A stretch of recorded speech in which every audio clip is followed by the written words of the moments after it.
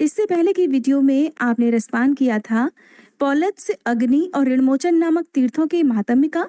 आज रसपान कीजिए अध्याय 10 का, जिसमें सुपर्णा संगम, पुरुरव तीर्थ, पंच तीर्थ, शमी तीर्थ, सोम आदि तीर्थ तथा वृद्धा संगम तीर्थ की महिमा का वर्णन किया गया है। श्री ब्रह्मा जी कहते हैं, इसके बाद सुपर्णा संगम तथा काद्रवा संगम नामक तीर्थ हैं, जहां भगवान महेश्वर गंगा के तट पर स्थित हैं। वहीं अग्निकुंड, रुद्रकुंड, विष्णुकुंड, सूर्यकुंड, सोमकुंड, ब्रह्मकुंड, कुमार कुंड तथा वरुण कुंड भी हैं। उस स्थान पर अप्सरा नाम की नदी गौतमी गंगा में मिली है। उस तीर्थ के स्मरण मात्र से ही मनुष्य धन्य हो जाता है। उससे आगे पुरुरवस नामक तीर्थ है, उसके दर्शन की तो बात ही क्या है। स्मरण मात्र से ही पापों का नाश हो जाता है। एक समय राजा पुरुरवा ब्रह्मा जी की सभा में गए। वहां देव नदी सरस्वती ब्रह्मा जी के पास बैठकर हंस रही थी। उस रूपवती देवी को देखकर राजा ने उर्वशी से पूछा, ब्रह्मा जी के पास ये रूपवती साध्वी स्त्री कौन है? ये तो सबसे सुंदरी युवती है और अपने सौंदर्य के प्रकाश से इस सभा को उद्दीप्त कर रही है। तब उर्वशी ने कहा, ये कल्याणमयी ब्रह्म कुमारी देव नदी सरस्वती है। ये प्रतिदिन आती जाती रहती है। ये सुनकर राजा को बड़ा विस्मय हुआ। उन्होंने उर्वशी से कहा, इसको मेरे पास बुला लाओ। उर्वशी ने जाकर राजा का संदेश सुना दिया। सरस्वती ने स्वीकार कर लिया और अपनी प्रतिज्ञा के अनुसार वह पुरुरवा के पास आई। राजा ने सरस्वती नदी के तट पर उसके साथ अनेक वर्षों तक विहार किया। ये देख, मैंने सरस्वती को शाप दे दिया। मेरे शाप के कारण वह मृत्युलोक में कहीं लुप्त हो गई है और कहीं दिखाई भी देती है। जहां सरस्वती नदी गंगा में मिली है, वहां पहुंचकर राजा पुरुरवा ने तपस्या की और महादेव जी की आराधना करके गंगा जी के प्रसाद से संपूर्ण अभीष्ट को प्राप्त कर लिया। तब से उस स्थान का नाम पुरुरव तीर्थ, सरस्वती संगम और ब्रह्म तीर्थ पड़ गया। वहां सिद्धेश्वर नाम से प्रसिद्ध महादेव जी रहते हैं और वह तीर्थ सभी कामनाओं को पूर्ण करने वाला है। उसके सिवा सावित्री, गायत्री, श्रद्धा, मेधा और सरस्वती ये 5 पुण्य तीर्थ हैं। वहां स्नान और जलपान करने से मनुष्य सभी पापों से मुक्त हो जाता है। ये 5 मेरी कन्याएं हैं, जो नदी रूप में परिणत हो गई हैं। जहां वे भगवती गंगा से मिली है, वहीं 5 तीर्थ हैं। ये 5 नदियां और सरस्वती पवित्र तीर्थ हैं। मनुष्य उनमें स्नान, दान आदि जो कुछ भी करता है, वह सब अभिलषित वस्तुओं को देने वाला तथा निष्कर्म से बढ़कर मोक्ष का साधक माना गया है। शमी तीर्थ के नाम से जिसकी प्रसिद्धि है, वह भी सभी पापों को शांत करने वाला है। नारद, अब उस तीर्थ की कथा सुनाता हूँ, सावधान होकर सुनो। पूर्व काल में प्रेव्रत नाम से प्रसिद्ध क्षत्रिय राजा हुए हैं। उन्होंने गोदावरी के दक्षिण तट पर अश्वमेध यज्ञ की दीक्षा ली। उस यज्ञ के पुरोहित हुए वशिष्ठ जी। एक दिन की बात है, उस यज्ञ में हिरण्यक नाम का एक दानव आ गया। महर्षि वशिष्ठ ने अपने ब्रह्मदंड से सभी दैत्यों को मार भगाया।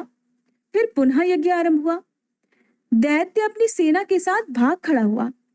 वहां निम्नांकित तीर्थों ने अश्वमेध यज्ञ के फल दिए। शमी तीर्थ, विष्णु तीर्थ, अर्क तीर्थ, शिव तीर्थ, सोम तीर्थ और वशिष्ठ तीर्थ। यज्ञ समाप्त होने पर देवताओं और ऋषियों ने वशिष्ठ और प्रियव्रत से कहा, इन तीर्थों ने अश्वमेध यज्ञ का फल दिया है, अतः इनमें स्नान दान करने से मनुष्य अश्वमेध यज्ञ का पुण्य फल प्राप्त कर सकेगा, इसमें तनिक भी संदेह नहीं है। मुने, गौतमी में एक स्थान पर अनेक नद नदियां मिली हैं। उन सब के नाम पृथक पृथक तीर्थ हैं। उन तीर्थों के नाम ये हैं, सोम तीर्थ, गंधर्व तीर्थ, देव तीर्थ, पूर्णा तीर्थ, शाल तीर्थ, श्री पर्णा संगम, स्वागता संगम, कुसुमा संगम, पुष्टि संगम, कर्णिका संगम, वैणवी संगम, कृष्णा संगम, वासवी संगम, शिव शर्मा, शिखी, कुसुम्भिका, उपराध्या, शांतिजा, देवजा, अज, वृद्ध, सुर और भद्र आदि ये तथा और भी बहुत से नद नदीगण गौतमी में मिले हैं। पृथ्वी पर जितने तीर्थ हैं, वे सभी देवगिरी पर गए थे। फिर वे ही क्रमशः गंगा में आ मिले। कोई नदी रूप में था और कोई नद रूप में। किसी का रूप सरोवर के आकार में था और किसी का स्तोत्र के आकार में। वे ही सब तीर्थ पृथक पृथक विख्यात हुए। उन सब में किया हुआ स्नान, जप, होम, पितृतर्पण आदि कर्म समस्त कामनाओं की पूर्ति करने वाला और मुक्तिदायक माना गया है। जो इनके नामों का पाठ अथवा स्मरण करता है वह सब पापों से मुक्त होकर भगवान विष्णु के धाम में जाता है।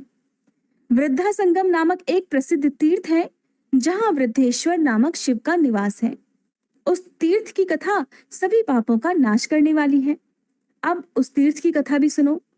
पूर्व काल में एक महातपस्वी मुनि थे। उनका नाम था वृद्ध गौतम। वे जब बालक थे तब किसी तरह पिता ने उनका यज्ञोपवीत मात्र कर दिया। इसके बाद वे बाहर भ्रमण करने को चले गए।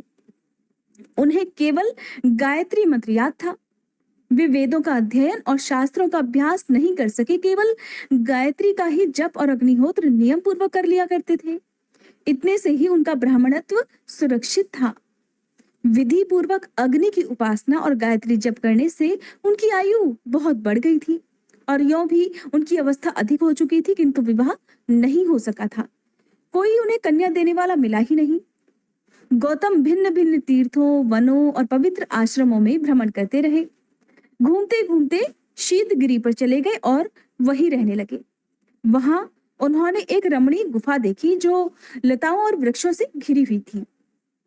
उसमें एक अत्यंत दुर्बल वृद्धा तपस्विनी रहती थी। उसके सभी अंग शिथिल हो गए थे। वह वीतरागा ब्रह्मचारिणी थी और एकांत में रहा करती थी। उसे देख मुनि श्रेष्ठ गौतम नमस्कार करने के लिए खड़े हो गए। तब वृद्धा ने कहा, आप मेरे गुरु होंगे, अतः मुझे प्रणाम मत कीजिए। जिसे गुरु नमस्कार करता है उसकी आयु, विद्या, धन, कीर्ति, धर्म और स्वर्ग आदि सब नष्ट हो जाते हैं। ये सुनकर गौतम बड़े आश्चर्य में पड़े। वे हाथ जोड़कर बोले, तुम वृद्धा तपस्विनी हो, गुणों में भी मुझसे बड़ी चढ़ी हो और मैं तो बहुत कम पढ़ा लिखा और अवस्था में भी छोटा हूँ, फिर मैं भला तुम्हारा गुरु कैसे हो सकता हूँ? तब वृद्धा ने कहा, आष्टी चेषण के प्रियपुत्र ऋतध्वज थे। वे बड़े गुणवान, बुद्धिमान, शूरवीर तथा क्षत्रिय धर्म में तत्पर रहने वाले थे। एक दिन वे शिकार खेलने के लिए वन में आए और इसी गुफा में आकर विश्राम करने लगे। यहाँ उन पर एक सुंदरी अप्सरा की दृष्टि पड़ी। उसका नाम सुश्यामा था। वह गंधर्व राज की कन्या थी। राजा ने भी उसे देखा। दोनों के ही मन में एक दूसरे से मिलने की इच्छा हुई। ऋतध्वज ने सुश्यामा के साथ विहार किया। भोग इच्छा निवृत्त होने पर राजा उसकी अनुमति लेकर अपने घर चले गए। फिर सुश्यामा के गर्भ से मेरा जन्म हुआ। जब माता यहाँ से जाने लगी तब बोली, कल्याणी, जो पुरुष इस गुफा में पहले आ जाए वही तुम्हारा पति होगा।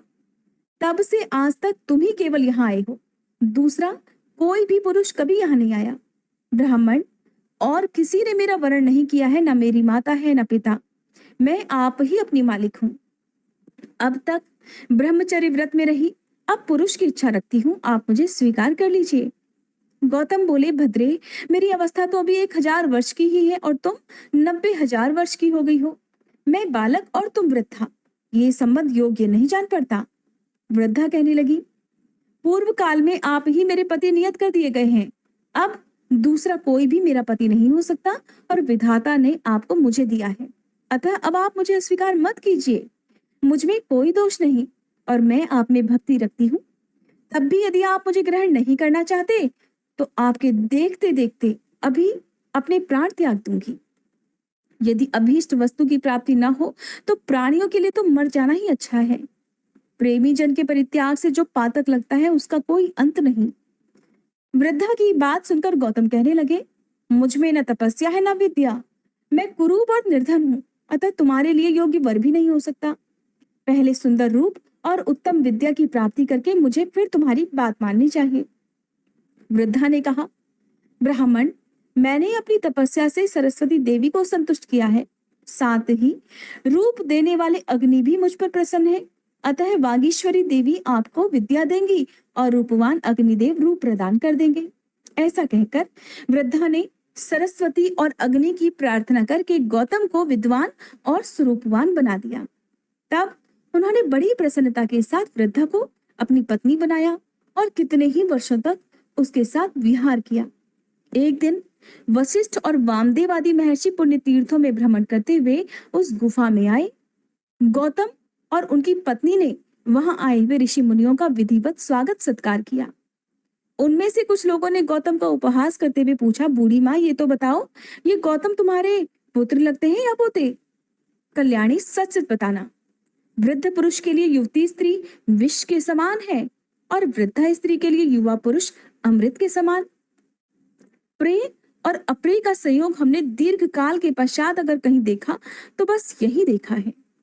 गौतम और उनकी पत्नी दोनों ही इस परिहास को सुनकर मौन रह गए। आतिथ्य ग्रहण करके सभी महर्षि चले गए। अब उनके जाने के बाद उनकी बातों को याद करके ये दोनों दंपति बड़े दुखी हुए। एक दिन स्त्री सहित गौतम ने मुनिवर अगस्त्य जी से पूछा, महर्षि, कौन सा देश ये तीर्थ ऐसा है जहां जाने से कल्याण की प्राप्ति हो सकती है? तब मुनिवर अगस्त्य ने कहा, हे ब्राह्मण, मैंने मुनियों के मुख से सुना है, गोदावरी नदी में स्नान करने से सभी कामनाएं पूर्ण हो जाती हैं। अगस्त्य मुनि की ये बात सुनकर गौतम उस वृद्धा के साथ गौतमी तट पर गए और कठोर तपस्या करने लगे। उन्होंने भगवान शंकर और विष्णु का स्तवन किया तथा पत्नी के लिए गंगा जी को भी संतुष्ट किया। गौतम ऋषि बोले, हे शिव, जिनका हृदय व्यथित है ऐसे पुरुषों के लिए संसार में पार्वती सहित आप ही शरण हैं। ठीक वैसे ही जिस प्रकार मरुभूमि के पथिकों के लिए वृक्ष ही आश्रय होता है, भगवान श्री कृष्ण आप ही छोटे बड़े सब भूतों के पापों का सर्वथा निवारण करने वाले हैं। जैसे सूखती हुई खेती को मेघ ही सींचकर हरा भरा करता है। सुधामयी तरंगों से सुशोभित है गौतमी, तुम वैकुंठ रूपी दुर्ग में पहुंचने के लिए सीढ़ी हो। हम अधोगति में पड़कर संतप्त हो रहे हैं। माते, तुम हमारे लिए शरण हो जाओ। सबको शरण देने वाली गौतमी गंगा गौतम के स्तोत्र से प्रसन्न होकर बोली, ब्राह्मण, तुम मंत्र पढ़ते हुए मेरे जल से अपनी पत्नी का अभिषेक करो। इससे यह रूपवती हो जाएगी। इसके सभी अंग मनोहर होंगे, नेत्रों में भी सुंदरता आ जाएगी तथा ये सभी प्रकार के शुभ लक्षणों से शोभा पाने लगेगी। गंगा जी के आदेश से दोनों ने ऐसा ही किया। अतः उनकी कृपा से दोनों पति पत्नी सुंदर रूप वाले हो गए। उनके अभिषेक का जो जल था वह नदी रूप में परिणत हो गया। वृद्धा नाम से ही उस नदी की ख्याति हुई। गौतम ने जो शिवलिंग की स्थापना की वह भी वृद्धा के ही नाम पर वृद्धेश्वर कहलाया। वही मुनिश्रेष्ठ गौतम ने वृद्धा के साथ पूर्ण आनंद भी प्राप्त किया। तब से उस तीर्थ का नाम वृद्धा संगम हो गया और वहां किया हुआ स्नान और दान सभी मनोरथों को सिद्ध करने वाला है। हरे कृष्णा। आज की कथा समाप्त हुई। उम्मीद है ये वीडियो आपको अच्छी लगी होगी।